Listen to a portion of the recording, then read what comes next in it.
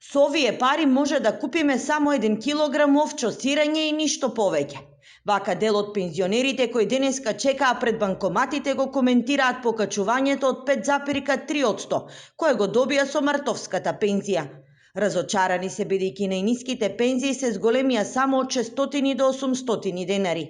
Велат воопшто не е доволно ако се земат во предвид цените на храната и давачките кои постојано растат. 700 динара. И доволно ли е тоа? Не е доволно. За денешни услови ништо не е доволно. За вас капиешове. За 1 кило сирење. Толку има покачување да купим. Не сам прерачунал сега баш да видам баш у пари колку е Над 1000 денари надминува ли? Неќе да има. Неќе да има. И што ќе си купите со тие пари? Доволно ли ви се? Не се доволни. Ви останува ли нешто од пензијата? Не. Па голема пензија имам 12.500. Што ќе остане од тие? Околу 40% од пензионерите во државата земат минимална пензија од 12.500 до 16.000 денари.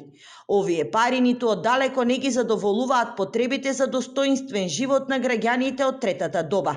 Револтот им е уште поголем, откако функционерите драстично си ги зголемија своите плати. Само на нас ги дават трошките, а на ни по 80% се качија платите, на нас 5%. Комунали, на лекарства и што остане за јадење. Испод 22.000 не е. Не могу. Зашто најмногу ги трошите парите вие пензионери? За лекарства, зашо? И давачките спрема државата.